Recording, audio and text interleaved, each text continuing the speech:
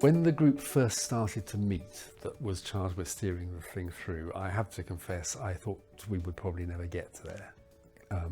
Because we deliberately, in the synodical process, created a diverse steering committee for the legislation of people of widely different commitments and views and convictions on the matter.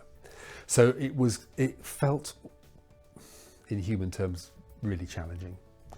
However, over that group meeting for many months and pretty intensively, somehow out of that there emerged a desire to see a way through. And even those who were opposed to the principle of the ordination of women as bishops and priests were actually wanting to see us find a way to do it, which was remarkable, really.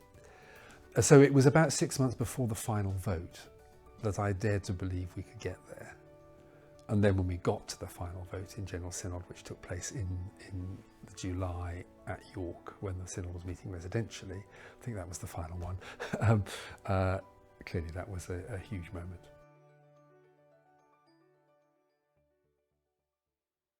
Safeguarding has clearly been a very big concern within the diocese and also nationally, and working out what the patterns should be, because we want our church to be a safe place for all within it. And we've had our particular challenges in relation to that in the Diocese of Rochester, not least with things going back many, many years, which have come to the fore during my time, but also the national frameworks as well, and being part of those discussions nationally.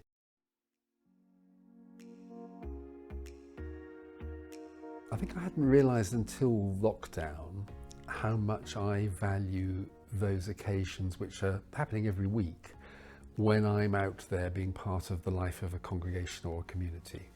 In my case, that's often licensings and institutions of new clergy, it's confirmation service, it's sharing with a community in some celebration or some mission initiative or something like that. And until I didn't have that, because we were locked down, I don't think I realised quite how important that is to me for my own spiritual well-being, that being part of the life of the people of God in different places. So that is something that's really important. The various groups of people with whom I work closely, the Bishop's leadership team, the staff here at Bishop's Court, and others within the life of the diocese in different ways. I mean, those relationships are really important, and the mutual support that one receives is really good. And then as a human being, those things which actually nourish me as a person. People know I enjoy choral singing and the different groups that I do that with, and again that's not around at the moment because choirs are not meeting really, but that's been important. And people will know I enjoy hurling myself down ski slopes and occasionally breaking bits of me as well. Those sorts of activities, and those are in my case activities I do with my wider family and friends. I've been learning over the last few weeks as well the importance of friendships. During lockdown, I've actually seen more of some of my friends because we've been meeting on Zoom than we do normally. People I might normally meet once or twice a year actually will be meeting up much more regularly. And as I move towards retirement, actually nurturing friendships, really important.